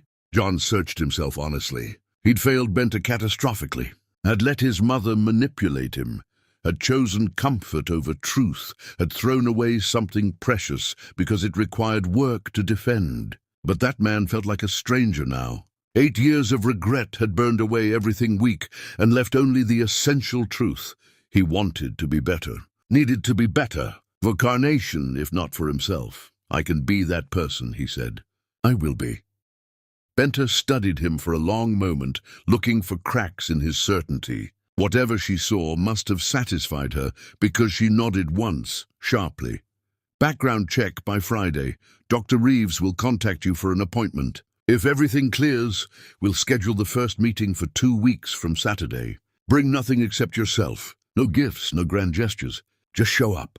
She left without another word, leaving John sitting alone with cold coffee and a future that suddenly held possibility instead of just regret. He spent the next week in a whirlwind of preparation. Background checks submitted immediately. Consultation scheduled with Dr. Reeves. He even cleaned out his penthouse, making space for the possibility that someday, maybe, Carnation might visit. Child-proofing a space that had never held children felt surreal and hopeful in equal measure. But 3 days before his appointment with Dr. Reeves, John woke up with chest pain that took his breath away. Not the usual stress-related tightness he'd been ignoring for months. This was sharp, radiating, accompanied by nausea that sent him to the bathroom floor. He managed to call for an ambulance before the world went grey. When he woke in the emergency room, a cardiologist was standing over him with a grim expression. Not Benta, some other doctor whose name John didn't catch through the haze of pain medication. "You're lucky you called when you did," the doctor said. "Significant blockage in your left anterior descending artery. We're going to need to schedule an angioplasty, possibly stenting, depending on what we find. You'll be admitted overnight for monitoring. I have an appointment Friday. You'll be here Friday. This is serious, Mr. Cooper. Your heart is trying to tell you something. I suggest you listen." The irony wasn't lost on John. He'd spent 8 years nursing a broken heart metaphorically, and now the literal organ was failing too, as if his body had finally decided to match his emotional state. He texted Benta from his hospital bed. "In Memorial Hospital, heart problems. May need to postpone meeting with Dr. Reeves. I'm sorry." The response came an hour later. "What happened?" "Blockage. They're doing procedure tomorrow." "I'm okay." A lie. He felt like death warmed over. "What room?" He told her, not expecting anything, but 20 minutes later, Benta appeared in his doorway, still in her white coat. She must have been working in the same hospital. The universe had a sick sense of humor. "You look terrible," she said without preamble. "You look beautiful." The words came out before he could stop them, honest and unfiltered through the pain medication fog.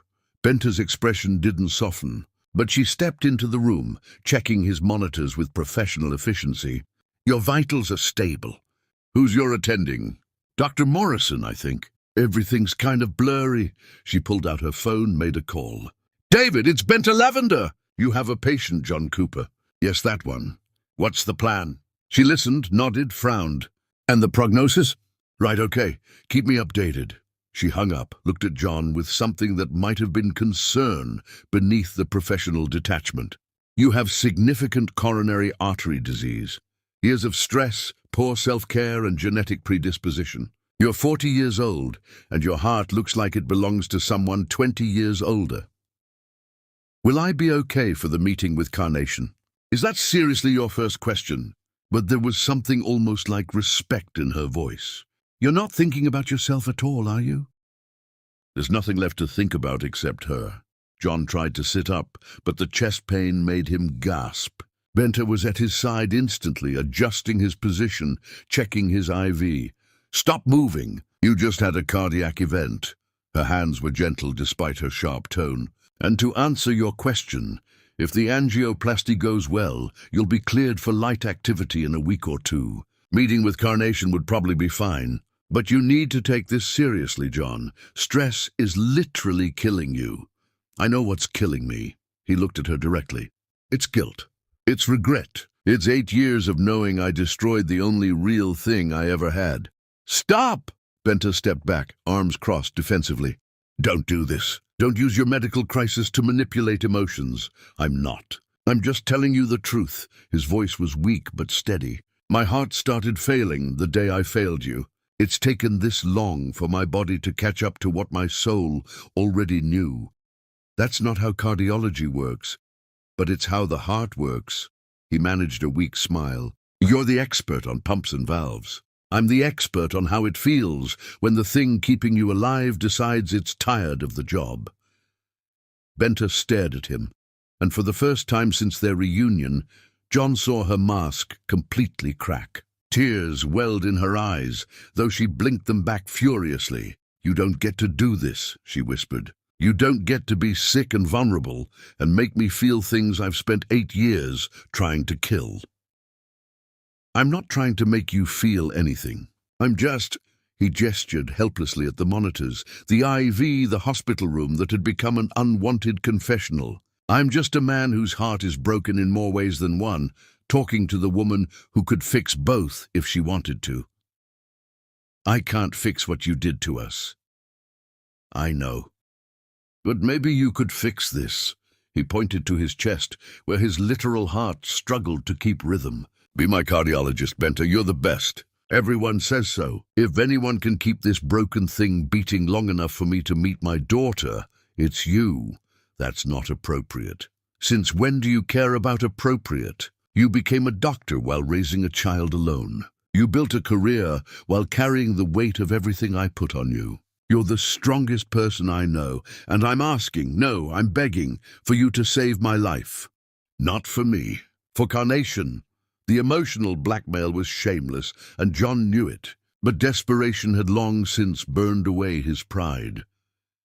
Benta closed her eyes, took a deep breath, made some internal calculation that John couldn't see. When she opened them again, the professional mask was back in place. "Fine, I'll take your case. But only because you're right. I am the best, and I won't let you die before Carnation gets the chance to know you properly." She pulled out her phone, started making notes. "Dr. Morrison will handle the angioplasty tomorrow, but I'll oversee your recovery and long-term treatment plan. You'll follow every single instruction I give. You'll change your lifestyle completely, and you'll stop using your health as an emotional weapon." "I wasn't—" "Yes, you were." Her look could have cut steel. "But it worked, so congratulations. You now have the best cardiologist in the state personally invested in keeping you alive. Try not to waste the opportunity by being an idiot." She turned to leave, but John's voice stopped her. "Benta, thank you for everything, for letting me try with Carnation, for taking my case, for not hating me quite enough to let me die." She paused at the door, her back to him. "I don't hate you, John, that's the problem. Hate would be easier. Hate would be clean. What I feel for you is so much more complicated than that." Then she was gone, leaving John alone with monitors and medication, and the overwhelming realization that he'd just put his literal heart in the hands of the woman whose metaphorical heart he'd shattered. The universe's sense of irony was definitely working overtime. 2 days later, John woke from the angioplasty procedure to find Benta standing at the foot of his bed, reading his chart. She looked exhausted, like she'd been there for hours. "The procedure went well," she said without looking up. "2 stents. You should make a full recovery if you follow orders, which means no stress, proper diet, regular exercise, and medication compliance. Will I be cleared for the meeting?" "In 2 weeks, yes. But John," she finally met his eyes, "you need to understand something. This health crisis, it's a warning. Your body is telling you it can't sustain the life you've been living. You need to change everything, not just for Carnation, but for yourself." "I will. Whatever it takes." "Good." She made another note on the chart. "Because she needs a father who will be around for more than just a few supervised visits. If you're going to do this, you need to do it right. Which means living long enough to matter." She left then, professional and distant. But on his bedside table, John found a single flower, a carnation, pink and perfect. No note, but he didn't need one. It was her way of saying, don't waste this second chance. He wouldn't. He'd survive this. He'd be the father Carnation deserved. And maybe, just maybe, if he proved himself worthy enough for long enough, Benta might eventually trust him with more than just his own broken heart. Chapter 8. Fragments of Truth. The Saturday morning sun felt too bright for the weight in John's chest. not physical pain. The stents had done their job. This was pure terror wrapped in anticipation. He was a stranger with matching DNA, hoping a 7-year-old would give him a chance he didn't deserve. Riverside Park sprawled green and ordinary. John stood by the designated bench, checking his watch every 30 seconds. 9:45. He'd arrived at 9. A car pulled into the lot. Through the windshield he could see them. Benter saying something, Carnation nodding, then turning to look directly at him. Even from this distance, those copper eyes found him with unnerving accuracy. They walked over slowly. Carnation held her mother's hand, but her gaze never left John's face, studying him with scientific intensity. When they stopped, the silence stretched like glass about to shatter. "Hello, you must be Carnation, and you must be John Cooper, my biological father." "Carnation," Benter warned softly. "What? That's what you called him?" She looked up at her mother, then back at John.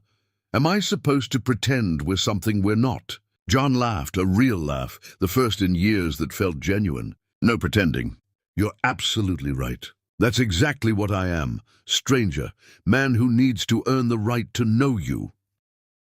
Something shifted in Carnation's expression. Not trust, but curiosity warming into possibility. "Okay, so how do you plan to earn it?"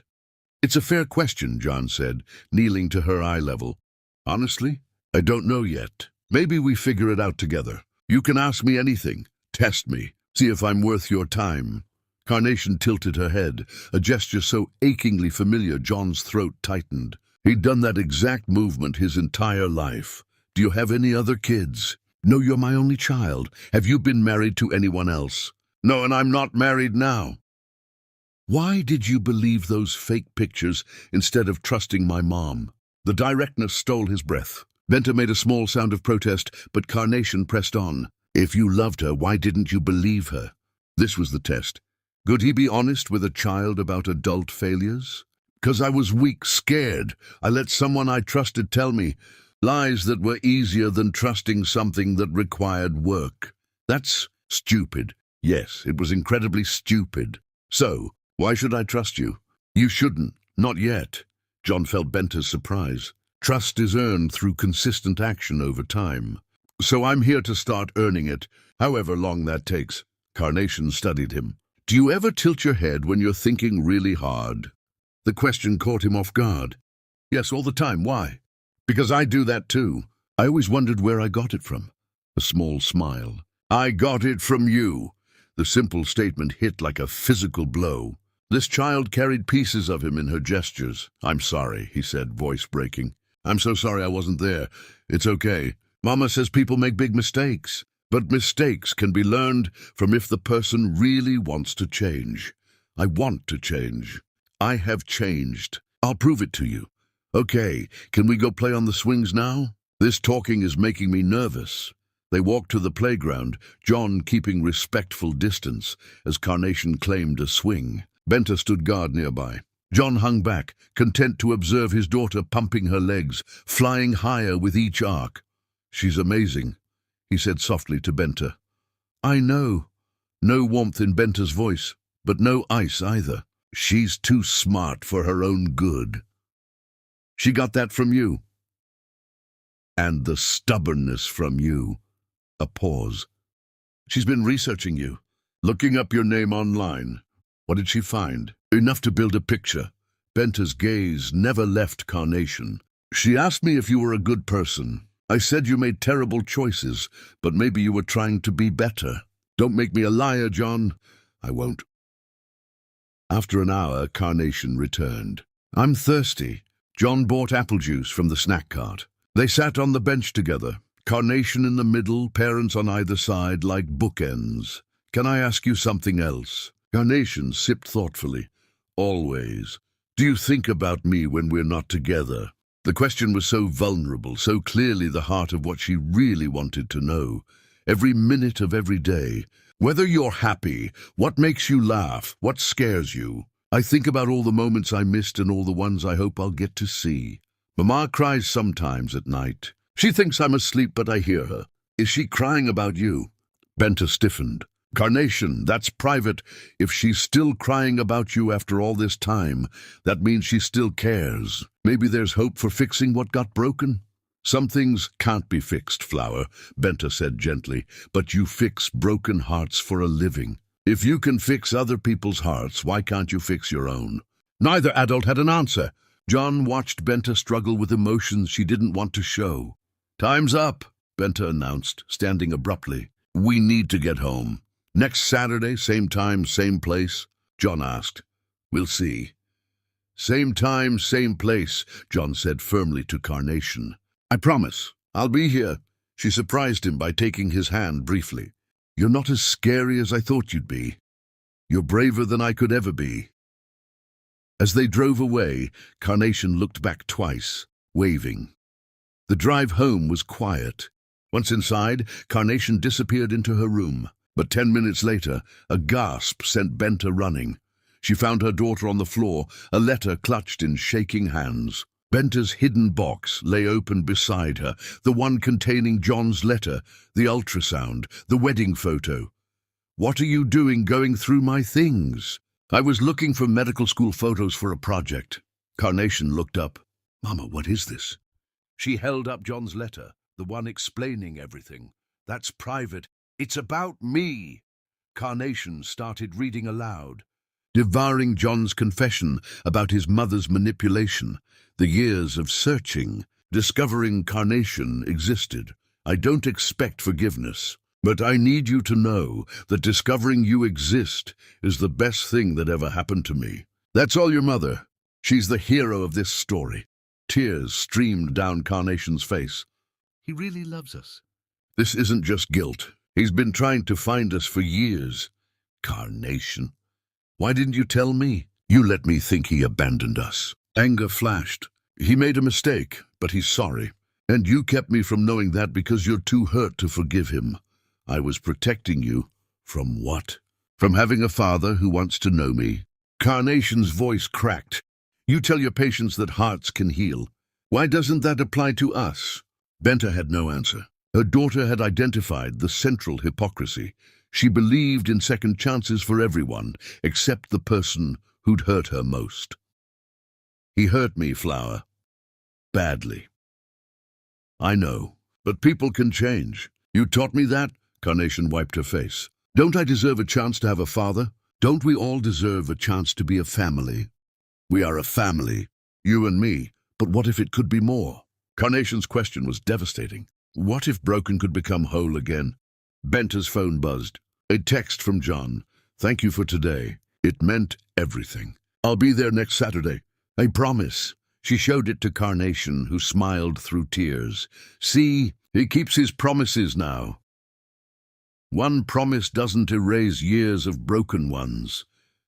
No, but it's a start. Carnation took her mother's hand. Give him a chance, Mama, a real one. Because I think you're still in love with him, and that's why you're so scared. The words hit like a cardiac arrest. Was Carnation right? I need time to think about this, Benta managed. Okay, but don't take too long. Life's too short to waste on being angry when you could be happy instead. Benta pulled her daughter into a hug. When did you get so smart? I learned from watching you fight for other people's hearts. Now I'm fighting for yours. That night, Benta reread John's letter. Then the old wedding photo. That girl looked so happy, so naively confident that love would conquer everything. That girl was dead. But maybe the woman who remained could learn to risk her heart one more time. Her phone sat on the table, John's message still on screen. Her thumb hovered over the reply button. She didn't respond, but she didn't delete the message either, and that was something. A crack in the armor. Across town, John stared at his phone, hoping for a response that didn't come. But he'd learned patience. He'd show up next Saturday, and every Saturday after until Benta either opened her heart or closed it permanently, because Carnation was worth the wait. And somewhere, buried beneath 8 years of rage and pain, the woman he'd loved was worth fighting for, too. Chapter 9. The Vigil. The second visit went better, and the third. By the fourth Saturday, Carnation ran to John the moment she saw him, chattering about her week. Benta watched from her protective distance, walls still high, but showing more cracks. John learned his daughter through these careful encounters. She loved dinosaurs but hated spiders, could recite the periodic table but struggled with spelling, wanted to be a veterinarian because animals don't lie or hurt each other on purpose like humans do. That last one hurt. "Tell me about when you and Mama first met," Carnation requested during their fifth visit, swinging between them as they walked. Benta had finally agreed to walk together instead of hovering, progress, however small. "We met in medical school," Benta answered before John could. "Lab partners. Love at first sight?" "More like irritation at first sight," John admitted. "Your mother was too smart and made me look bad." "I was not." "You were." He smiled at the memory. "You corrected the professor on the third day. I thought you were showing off. I was right, though. You were always right. That's what irritated me. But somewhere between anatomy and graduation, irritation became respect, became friendship, became love." "When did you know you wanted to marry her?" John glanced at Benta, saw the walls come back up. But he answered honestly. "The first time I saw her with a patient. There was this elderly man terrified of his heart surgery. Your mother sat with him for an hour after her shift ended, just talking. She had all this knowledge and skill, but what made her special was how much she cared." "That's still true," Carnation said proudly. "She's still my hero, even if I'm not hers anymore." Benta looked away, but not before John saw tears forming. The visits continued. 6 weeks, 7, 8, John showed up early every time, never missed once. He learned Carnation's quirks and fears and dreams, learned how to make her laugh with terrible dad jokes, learned that she was brave and brilliant and better than he deserved. And slowly he learned Benta again too, how she still took her coffee black with too much sugar, how she rubbed her left temple when stressed. All the small intimacies came flooding back, and with them the devastating realization that he'd never stopped loving her. "Mama's birthday is next week," Carnation mentioned during their 9th visit. "I'm making her a card, but I'm not good at drawing." "No gifts," Benta interrupted sharply. "We agreed, but that night John drew anyway. Not a card, just a picture. Benta and Carnation together, surrounded by anatomically correct hearts, with chambers and valves labeled. He gave it to Carnation the following Saturday, before Benta arrived. "For your mother. From both of us. If you want to include it with your card, you can." Carnation studied it. "The left ventricle is perfect. That's the chamber that pumps blood to the whole body, right?" "Right, the strongest part of the heart. Like your mother." "Thank you." "She'll pretend not to like it, but she will." When Benta arrived, John noticed her eyes were red. Exhaustion, not crying. She'd pulled a double shift. "Are you okay?" "Fine, just tired. Long week. Maybe we should reschedule." "No!" Carnation and John said simultaneously. Carnation amended. "It's okay, Mama. You can rest on the bench. You don't have to supervise every second. John's proven he's safe." The use of his first name sent warmth through John's chest. "I trust him," Carnation said simply. "Don't you?" It was a test. Benta looked at John, really looked at him, seeing past anger to the man who'd shown up consistently for 9 weeks. "Fine," she said quietly. 1 hour. Stay where I can see you." They played while Benta watched from the bench. Carnation talked about her science project on heart transplants. "I'm going to talk about how broken hearts can get replaced with healthy ones. But I'm also going to talk about how the body sometimes rejects the new heart because it doesn't recognize it as belonging." The metaphor wasn't lost on John. What happens when the body rejects the heart? Doctors give medicine to help the body accept what's trying to save it. They fight the rejection until the body realizes the new heart isn't an enemy. She looked at him significantly. "Sometimes you have to force systems to work together even when they don't want to." "That's very wise." Before he could say more, a sound from the bench made them turn. Benta had slumped over, her head in her hands. "Mama!" Carnation ran over. Mama, what's wrong? Just dizzy. I'm okay. But she wasn't. Pale skin, shallow breathing, trembling hands. When did you last eat? John asked. This morning. Maybe yesterday. She tried to stand and nearly fell. John caught her, and for the first time in 8 years, Benta let him touch her without pulling away. You need food and rest. Now. John got orange juice and a protein bar, while Carnation fussed maternally. Benta drank and ate, color returning. Thank you, she said after finishing. Both of you. We're a team, Carnation announced. Mama John and me. Carnation, I know you're not together, but that doesn't mean we're not a team. The moment stretched, loaded with possibilities. I should get you home, John said. You need rest. I'll drive you both. He expected an argument. Got silence instead. Benta was too exhausted to fight. The drive was quiet. When they arrived, John helped Benta to the door.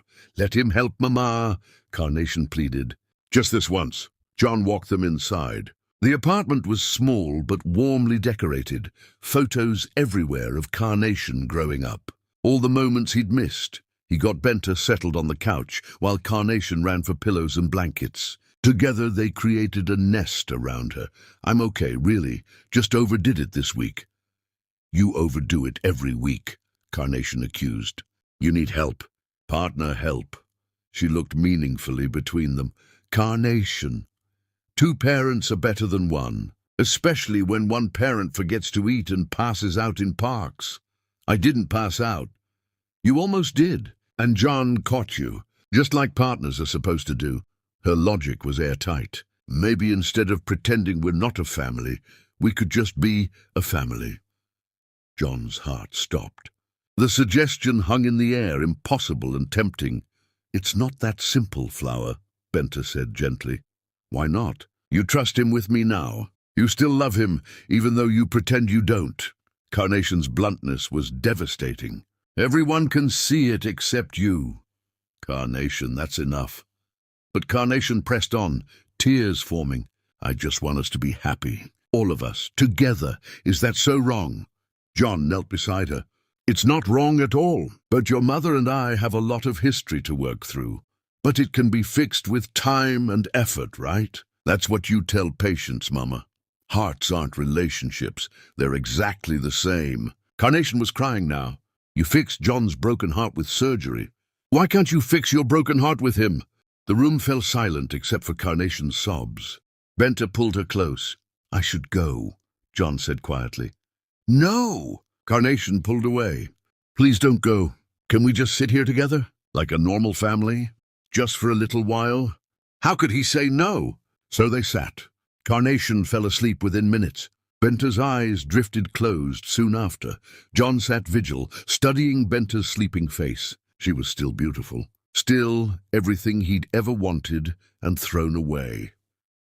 An hour passed. 2. Benta stirred, opened her eyes. You stayed, she whispered. She asked me to. You could have left. I couldn't. Not when she looked at me like leaving would break her heart. He paused. I've broken enough hearts in this family. Benta's eyes glistened. John, I love you. The words escaped before he could stop them. I never stopped. I know I don't have the right to say that, but I need you to know it's true. I'm not asking for anything. I just needed to say it once. Because it's the truest thing I know. Tears slid down Benta's cheeks. You can't just say things like that. I don't expect anything. I just wanted you to know that when I look at you, I see the only woman I've ever loved. Whether you forgive me or not, that won't change. She opened her mouth to respond, but movement outside caught John's attention. A man staggering past, then collapsing on the sidewalk. Someone just went down outside, John said, already moving. Call 911. Benta was up instantly. She grabbed her phone while John ran for the door. But the stress, the sudden movement, and his still healing heart proved dangerous. 3 steps from the door, John's chest exploded in pain. The world tilted, his vision grayed. He heard Benta scream his name, felt his knees hit the floor, and then nothing but Carnation crying, Daddy! As darkness claimed him, the word echoed in his fading consciousness. Daddy. It was worth dying for, that word, but he really hoped he wouldn't. Chapter 10. Carnation's Choice. John woke to monitors beeping, antiseptic smell, familiar hospital sounds. His chest ached, but differently, like something repaired rather than broken further. You're awake. Benter sat beside his bed in doctor mode, chart in hand, eyes red-rimmed. Welcome back. How long? 18 hours. Emergency stent for another blockage. You could have died on our living room floor.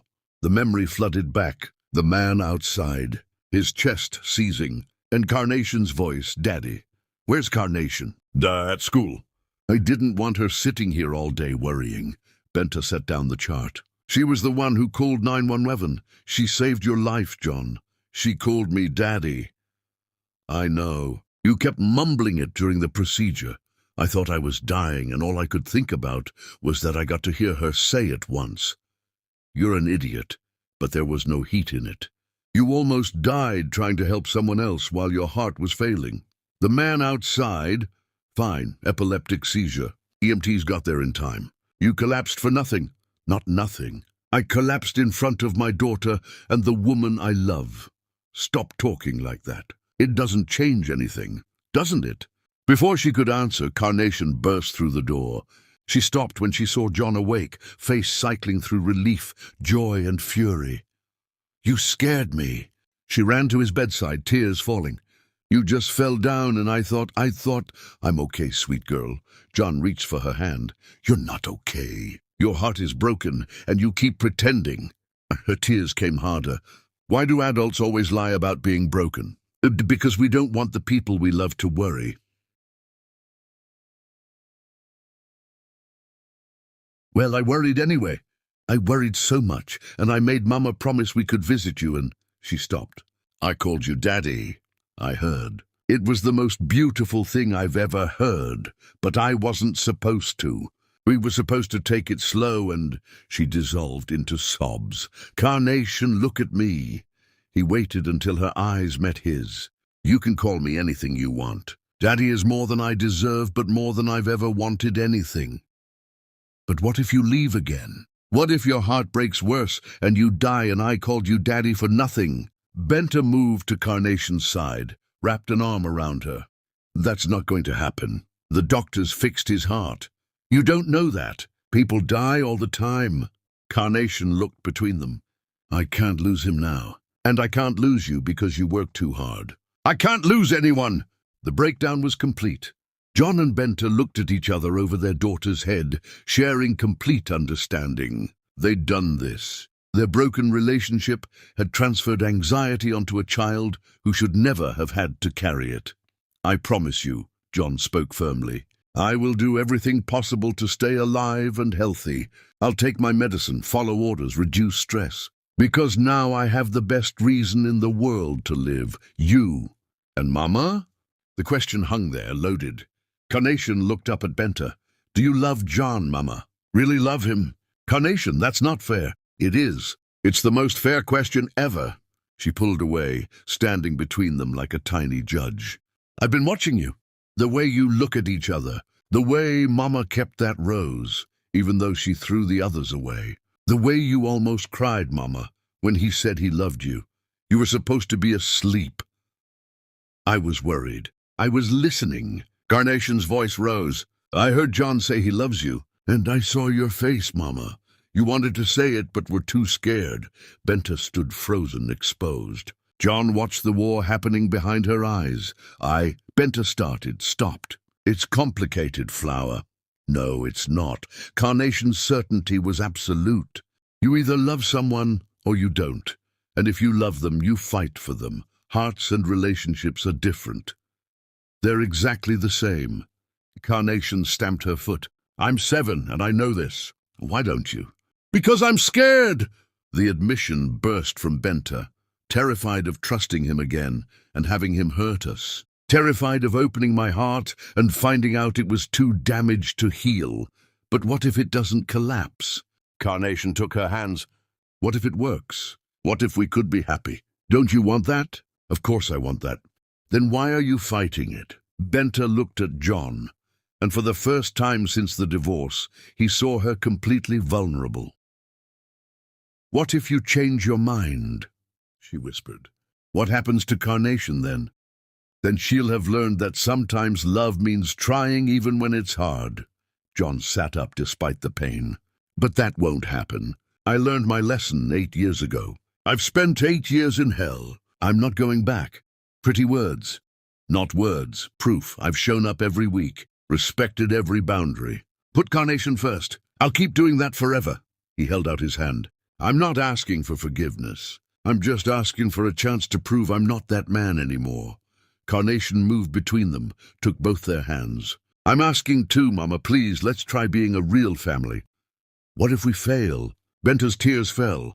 Then we'll have tried. That's better than wondering forever. Carnation squeezed both hands. I forgive him, Mama. I forgive Daddy for not being there before. Because he's here now. The word Daddy broke something in John. He started crying, 8 years of pain finally finding release. I don't deserve you, he managed. Either of you? Probably not. Benta's voice was thick with tears. But Carnation's right. You're here now. You've proven you can be consistent, reliable. She took a shaky breath. And I'm tired, John. So tired of carrying anger. We take it slow, Benta said finally. No rushing, just slow, careful steps. I can do slow, John promised. And if you hurt her again, if you hurt either of us, I will make your life hell. The steel returned. Don't test me. I won't. Good. She wiped her face. Now, your discharge papers. Strict cardiac rehab, no stress. And I'm personally overseeing your recovery. I'd like that. Someone has to keep you alive long enough to actually be a father. And a partner? Let's start with co-parents and see where it goes. But something had shifted in Benta's eyes. Not forgiveness, not yet, but possibility. Carnation, still holding both their hands, grinned through tears. Can we go to the park together? All three of us? When your father is medically cleared, yes. Benta's use of father made John's heart stutter. I'll rest, John promised. I'll be the best patient you've ever had. You'll be the most annoying patient I've ever had. Because I know you, John Cooper. You'll push boundaries.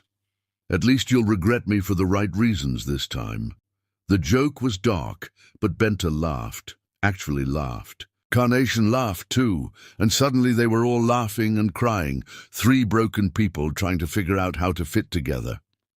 I love you both, John said when the laughter faded. You're my family, however that looks. I'll spend the rest of my life proving I deserve that. Carnation hugged him carefully. You don't have to prove anything, Daddy. You just have to stay. I'll stay. Forever, if you'll have me. Benta didn't say I love you back. Couldn't, not yet. But she moved closer, took John's free hand, and that was enough. They sat together in that hospital room, mother, father, daughter, and for the first time in 8 years, the pieces began remembering how to fit. It wasn't perfect. It wasn't healed. But it was a beginning. Mama always says, the strongest bones are the ones that healed after breaking, Carnation whispered. Maybe families work the same way. Maybe they do, Flower, Benta replied, squeezing both hands. Maybe they do. Outside, autumn sun painted the world gold. Inside, 3 people who'd been broken began the slow work of becoming whole again. Not through forgetting, not through easy forgiveness, but through the hard choice to keep trying, keep showing up, keep believing that broken things could be repaired. The road ahead would be difficult. Trust would have to be rebuilt moment by moment. But they would walk it together, this strange, fractured family learning how to exist again. And that was enough. For now, for today, for the beginning of forever, it was enough. The end.